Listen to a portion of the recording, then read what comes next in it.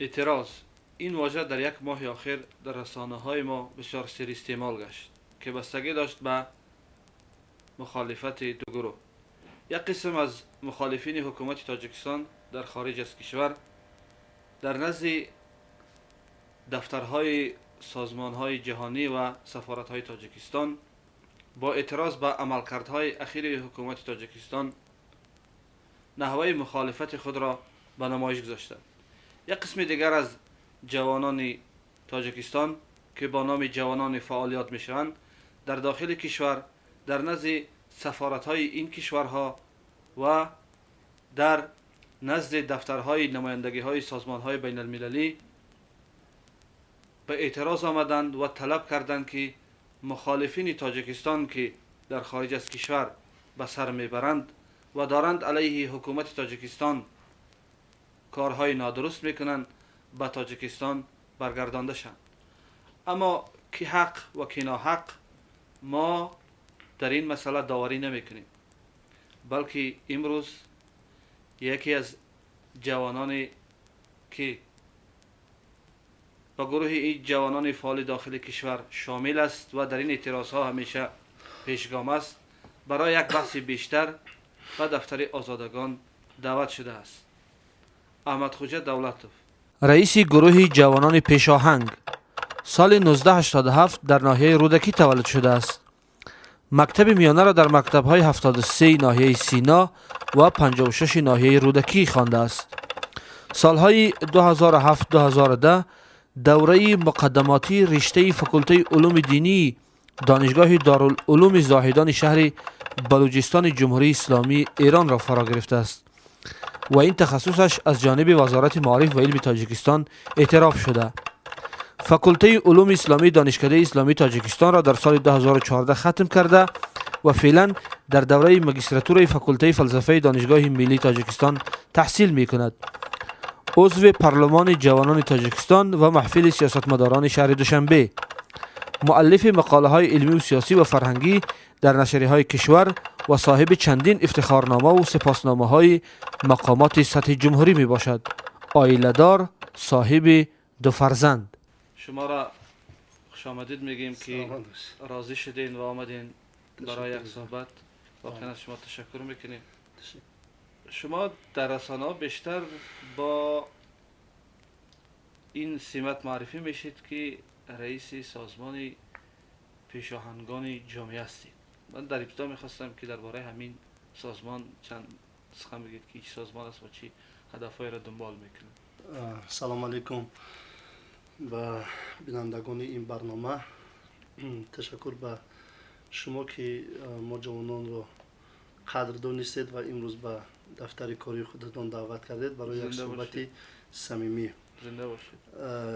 گروه جوانانی که امروز به نهایت در سطح جمهوری فعال هستند به نام گروه اوانگارد در شبکه‌های اجتماعی فعالیت کرده ایستادیم و گروه پیشاهنگ هم میگوییم این را. این یک گروه هست که بعد از حادثه های تقریبا ماه سپتامبر که خائنان ملت و دستاندرکاران آن که برابری نظرزاده حلیم و هممسلکانش که محیدین کبیری و عموما حزب نهضت اسلامی تاجیکستان می باشد، بعد از این رخ داد و این گروه که رهبریش را حاضر من به دوش گرفتم، یک گروه جوانانی هستیم که با اختیار خود سر یک میز نشستیم، فکر کردیم چیکار کنیم که یک سهم خودمان را برای تامین آبادی، آرامی و آسایشتگی و دفاع از فرهنگ ملی خودمان داشته باشیم. به همین نتیجه رسیدیم، گروه اوانگارد را تأسیس دادیم و تقریبا تا 1 سال هم اگر بگیم می شود که ما فعالیت کرده استادیم. من فعالیت ما پیش از این حادثه ها هم بودن، اما به شکل گروه ما اون وقت گذاشتیم.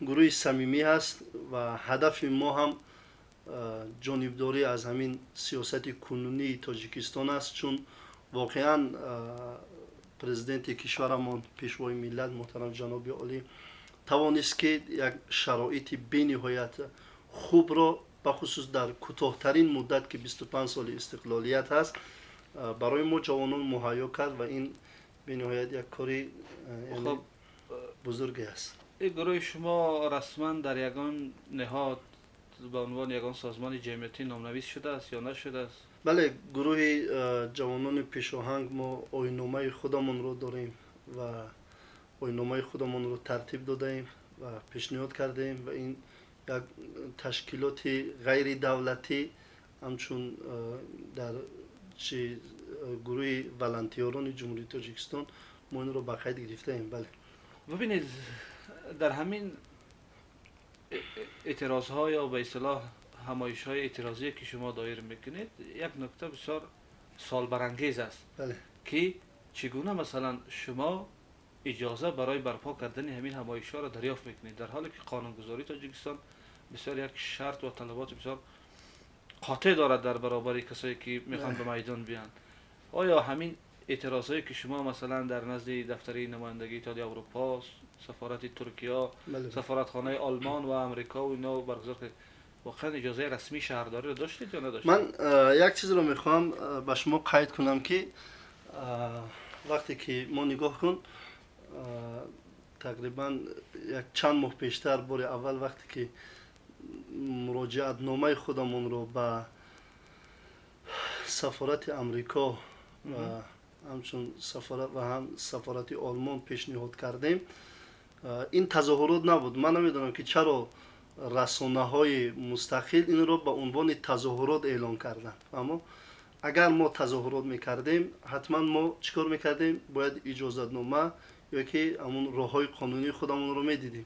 мо дар дафтари кории худмон нишастем ва мо муроҷиатномаро қабул кардем ва барои қабул кардани муроҷиатнома ва фикри ёки идеяи ҷавонон ҳеҷ ҷо қайд карда нашудааст ки ҳатман мо бояд бирем аз шаҳрдорӣ муроҷиатнома гирем ки иҷозатнома гирем ки мо муроҷиатномаи худамонро همین مراجعتنامه را برای برداشت بردن چند نفر رفته بودید؟ мо бори аввал вақте ки назди сафорати амрико рафтем 6 нафар рафтем ва эълонам кардам дар расонаҳо ки гӯё мо тазоҳурот кардем ва гӯё ки мо митинг карда бошем. мо митинг бар алайҳи кӣ мекунем? мо на бар алайҳи ҳукумати амрико митинг дорем ва мо на хусумат ба он кишвар дорем, на ба олмон дорем, на ба туркия. мо амрикоро ҳамчун як кишвари воқеан демократӣ сулҳҳо қабул дорем, ҳамчунин туркияе ки олмонро. мо муроҷиати худамонро мо ба тарзи хатӣ бурдем унҷо супоридем. در سابقا бале مثلا همین گونه یک همایشایی که بیشتر از 50 یا 100 نفر بودین مثلا در نزد سفارتخانه آلمان داشتید، در نزد سفارتخانه آمریکا داشتید با طلب مثلا استرداد عبدالملک عبداللهجانov سروزیر وقت تاجیکستان و خب این همایشی که چند روز پیش در نزد سفارتخانه ترکیه بود، در پیش دفتر اتحادیه اروپا بود، این تعداد شما خیلی زیاد بود که ایره میشد مثلا همایش و برای اجازه رسمی گرفت. دوستم اینها رو داشتید مثلا اجازه رسمی یا نه؟ дуруст ман мегам ки ине ки назди сафорати амрико тақрибан вай 1.5 сол пештар ҷамъ шуда буданд он гурӯҳ мо набудем ва дар он ҷо аслан гурӯҳи ҷавонони пешоҳанг набуданд. мо таи як чанд моҳи охир аст фақат муроҷиатнома қабул кардем. акнун дуруст қайд кардед ки як 2 рӯз пештар яъне 22 феврал дар вақте ки мо дар назди сафорати дар назди иттиҳодияи аврупо ва ҳамчунин сафорати туркия ҷамъ шудем, унҷо таҷаммӯи ҷавонон зиёд буд. таҷаммӯи ҷавонон зиёд шуд. ба хотири чӣ? гап дар чӣ ҷо? мо митинг накардем, фаҳмо дар назди сафорати туркия ҳамоиш набуд. мо муроҷиатномаи худамонро вақте ки қабул кардем, фаҳмо мо эълон кардем, тақрибан 10,000 ҷавон зери муроҷиатномаи мо чӣ кор карданд? имзо гузоштанд ки ин муроҷиатнома бояд ба иттиҳодияи аврупо ё ин ки туркия ё ки амрикои дигар ҷоҳо расонда шавад. фаҳмо خب درست این شیوهش که مثلا شما میگید چی بود نبود، خب من فکر میکنم که بسیار مهم نیست. مهم این است که موافق قانونگذاری تاجیکستان هر اعتراض یا تجمعی که بیشتر از 10-15 نفر میشد او باید اجازه داشته باشه. من همین را گفتم که شما اجازه داشتین یا نداشتین؟ نه، من گفته هستم که ما اعتراض، ما تظاهرات نکردیم. ما برای و ما وقتی که مراجعتنامه خودمون رو میبردیم میسپاریدیم، در سپاریدن مراجعتنامه هم یک چیز عجایبیش در همین است که روزنامه‌نگاران مستقل همون سپاریدن مراجعتنامه ما رو چی میگفتن؟ خب به هر حال اعتراض شما میگفتن. اونجا گویا ما تظاهرات شعار سر کردیم. میدادین، گویا خب ما تظاهرات درخواست کردیم. داشتین اکنون از درست. ثبتایی که خودی بله، طرفدارای بله. شما بله، بله، چیزا بله. که در رسانه ها و در شبکه‌های اجتماعی پخش کردن دیده میشد که شما مثلا شعار سر میدادین، خب درخواستا داشتین که اینا نشانه های از همایش اعتراضی هستند. بله، وقتی که ما مثال گیریم جوانان ما زیاده از 10,000 گفتن که ما این بله. کارو کردیم و طی چند روز رفتیم اتحاد اروپا. فقط یک مدت گفت سفیر نیست و یک چند مدت دیگر گفت که نامه شما رو ما در بررسی قرار دادیم و جوانان ما رو هم از بس که روحیه وطن دوستیشون بالا است، غرور دارن، ننگ دارن، ناموس دارن، چون هم جوان هستن زیاد سوال میکردن که چرا از من سوال میکردن که شاید تو به توجهی کنی چرا نمیری. گفته بعد به همین صورت گفتن که بیاد مثلا اگر کسانی که میخواهیم میریم یک جای جواب نامه خودمون رو میفهمیم. ما اونجا رفتیم نزد اتحاد اروپا، ما رفتیم کسی نبرآمد. فهمو این یک غروری اونها صدا داد، گفت که مثلا اتحاد اروپا خائنان رو برگردان، خائنان رو برگردان. این یک چیزی بود که طبیعی از قلب همون جوانان بیرون میبرآمد.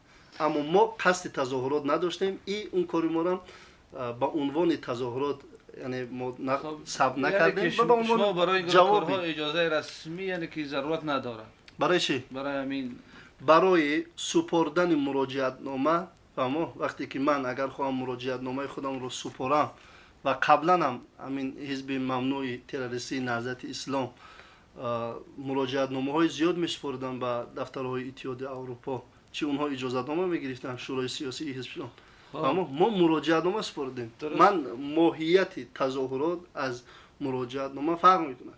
ما هر کجا فهمو نگاه کن جوانانی که 5-6 نفر هستن در امریکا ببخشید بله. مراجعتنامه رو مثلا میشه چند نفر، مثلا 2 نفر یا 3 نفر یا حداقل 5 نفر بریم بسپاریم، ولی وقتی که یک تجمع بسیار زیاد جوانان میرود و شعار سر میدن، این حتما این که شما میخواین یا نمیخواین در رسانه‌ها همچون تجمع همچون همایش اعتراضی چرا 6 نفر رفتیم؟ چرا 6 نفر رفتیم نزد سفارت آمریکا؟ اونجا رو مثلا بحث جداست، ما در این تظاهرات اعلان کردن اونجا رو. فهمو اما در هیچ جای قانونگذاری گفته نشده است که فهمو مراجعتنامه را 1 نفر برد یا 2 نفر برد یا 3 نفر برد.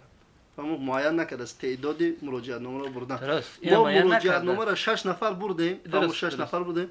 اما چون که اتحاد اروپا دیر کرد برای جواب مراجعتنامه ما، من اون جوانانی که امضا گذاشتن من گفتم که شما با من باور کنید که من میروم. اگر کسایی کدومی که باور نمیکنید مرحمت بیاین میتونین همراه من روید. من اون رو اعلان کردم کدومی که میخواین برای اینکه مثال گیریم دیلتون طاقت نمیکند که آیا شما زیر اون امضا گذاشتید غرورتون نمیگذارد مرحمت بیاید با ما روید. و اونها رفتن تقریبا تا 200-300 نفر جمع شد. خب صحبت‌های شما همین گونه معلوم میشه که همین گروهی که مثلا شکل گرفته است و دارد مثلا همین تشبوس‌ها را میکند، بله یک گروه خودجوش است. همین خیر؟ بله. یعنی خود به خود طبیعتا به وجود آمده.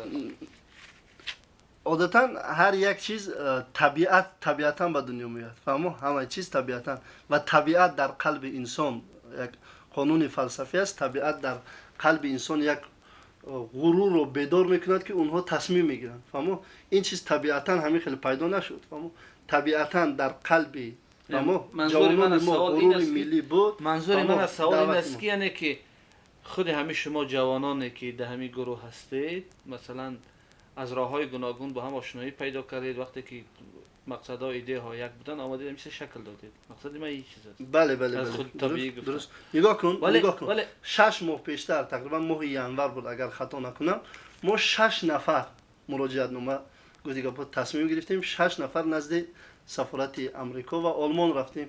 فهمو و اعلان هم کردیم 10,000 جوان امضا گذاشتن اما 6 نفر ما رفتیم. فهمو چون که از اون وقت تا به این وقت جوانان زیادتر ورود وای کردن، گفتن که ما را میخوایم که در پهلوی شما باشیم. گفتیم بگذار بیایید ما تظاهرات نمیکنیم، چون که تظاهرات با کسی میکنیم که ما با اونها چی مخالفت داشته باشیم.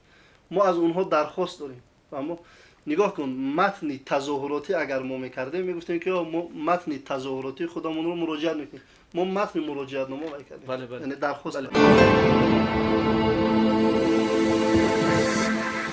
خب ببینید مثلا اون چیزی که در نزد سفارتخانه ترکیه شد و دفتر اتحادیه اروپا شد دو روز پیش، در رسانه ها و در شبکه‌های اجتماعی همین گونه بازتاب گرفت که این بله. اعتراض شما بله. در برابر اعتراضی هست که مخالفین اعلان کرده بودند که روز 23 فوریه در نزد سفارتخانه های تاجیکستان در کشورهای گوناگون خارجی و دفترهای اتحادیه اروپا میکنن. بله بله. این چی میشه گفت؟ این همیشه بود شما میگه که ما مثلا برای دریافت پاسخ مراجعه‌نامه خود رفته بودیم، ولی بله. این گونه بازتاب شد. این چی میگین؟ این که من باز گفتم، من در اول قید کردم که من حیرانم که چرا اما اینجا حرف بالای چرا میاد و من در صفحه فیسبوکی خودم بارها تکرار کردم که چرا این رو تظاهرات اعلام میکنید. فهمو؟ نه شما وقتی که شما ما با نحوه همین ما میتینگ یا که اعتراض تظاهرات در علیه همون اعتراض اونا رفته بودید یا که برای پاسخ مراجعه‌نامه خود؟ ما برای پاسخ مراجعت نامه خودمون رفتیم.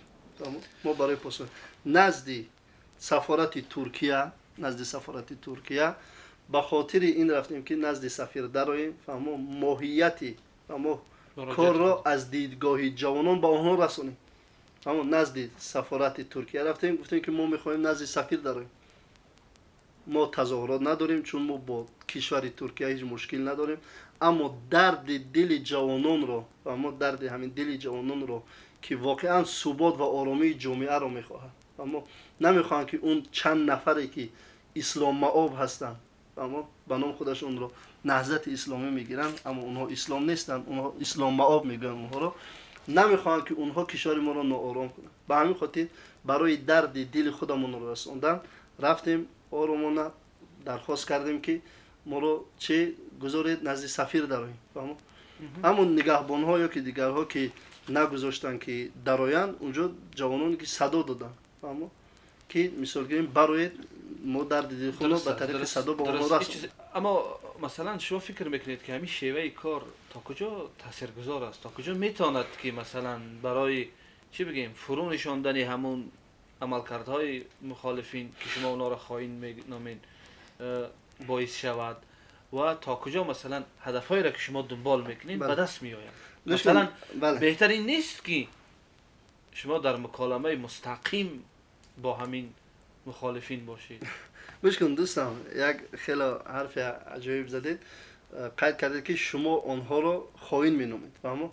اصلا من فهمو یا یک تشکیلات دیگر حق ندارد که یک نفر رو خائن اعلام کنه. ولی در صحبت برای درست بله درست. نگاه کن، نهضت اسلامی تاجیکستان وقتی که رسما فعالیت میکرد، اما رسما فعالیت میکرد، من شخصا در چندین واخوری های محیدین کبیری شرکت میکردم و همیشه از کبیری انتقاد میکردم برای این شیوه راهشون، اما برای استفاده کردن اسلام رو در حزبشون، چون اسلام مال همه است، مال اونها تنها نیست. همیشه من اونها رو یعنی اصرار میکردم، اما اونها رو خائن نمیگفتم، اما ایده اونها رو قبول نداشتم و با اونها مبارزه میبردم، اما که راهتون نادرست است همچون یک شهروند، اما اونها رو خائن نمیگفتم. چرا؟ چون حق نداشتم از لحاظ قانونگذاری. بله حقش برای یک نفر رو مثلا خائن ملت اعلان کردن، فقط چی قانونگذاری میتواند از راه قانونگذاری سود میتواند یک نفر رو خائن اعلان کنه. بعد از این حادثه های ماه سپتامبر، اما سود عالی جمهوری تاجیکستان محیدین کبیر رو همچون خائن ملت اعلان کرد. اما دیگر من اون رو دوست ملت گفتن زبان من نمیگردم. من به سود کشور خودم چرا اعتماد نداشته باشم؟ درست گفتن درست. یا که نهضت اسلام همچون حزب تروریستی اعلان کرد، دیگر من اون رو حزب مثلا گفتن درست. البته اینجا جای داوری من و شما نیست، این حرف قانون میگه، اما سود عالی حزب نهضت اسلامی تاجیکستان همچون حزب خب تروریستی اکستریمیستی اعلان کرد، اما خود شخصیت‌های علاهیده حالی پرونده هاشون در بررسی است و حکم سود در برابر اونا صادر نشده است که اینا خائن هستن یا نیستن. مثلا این تجربه ها در نه تجربه سودی، این الکه تجربه ها در کبیری آیا نمیدونی که کبیری رو همچون شخص خاین الکه حکومت جمهوری تاجیکستان اعلام کرد؟ البته علیه اونها چون الکه اثبات کرد با پرونده هایی که همو اثبات خب، کنن، اما البته بعضی از ببینید. مثلا ببینید من نمیخوام زیاد می بحث گرد می بحث بله. باشیم، ولی یک چیز میخوام روشنی اندازم که مثلا علیه اونها با ماده هایی که در قانونگذاری تاجیکستان ماده که خیانت به وطن این چیزا است عیب اعلان شده است، اما حکم بله. سود صادر نشده است تا کنون. بله چون در قانونگذاری ما یک مفهوم است که احتمالیت بیگناهی، یعنی تا بله. زمانی صادر شدن حکم سود. من از این دیدگاه گفتم که شما اونا رو خائن میگید. حالا اینکه اونا خائن هستن یا نیستن، یا سود مقامات سودی تاجیکستان در سودهای حضوری یا غیابی غایبانه میگیم، خیلی تجربه هم است، بله. اونا رو اعلان میکنه یا نمیکنه، این بستگی دارد. چون در چند وقت پیش هم رئیس سود عالی تاجیکستان گفت که ما بررسی پرونده های اینا را آغاز کردیم و بله. تا کنون نسبت هیچ کدامی از اونها حکم سود صادر نشده. بله. من از این نقطه نظر بله. گفتم. گوش کن عزیز من، دوستان، سود عالی جمهوری تاجیکستان وقتی که نهضت اسلام را همچون حزب تروریستی اعلان کرد و نظرزاده حلیم را همچون خائن در برابرش محیدین کبیر را همچون خائن ملت اعلان کرد، مگر نخوندید؟ گناه بله. اعلان کرد. بله نه، همچون خائن اعلان کرد دیگه. خب درست. خب خب چون اما اثبات کرد که این خائن است. اما حکم صادر نشد. این حرفی است که فهمو، نه تنها اینو من خب، میگم، فهمو باید- این حتی در روزنامه های خودی مثال گیریم رسمی دولتی این چیز اعلان شده است که اون شخص واقعا اثبات کردن که به ملت خیانت کرد، فهمو فرار کرد از کشور، به ملت خیانت کرد. خب هر چیزی که در عملهای اونها قانونگذاری مثلا اعلان کرده است از در اون است. عملهای اونها خب همین نشانه های خیانت گفتن که ما آشکار کردیم، ولی خائن ماده جنایی است که بله. او را سود حکم صادر میکنه. بله. بعد ما در اساس اون البته میتونیم بگیم ما از موقع قانون صحبت میکنیم.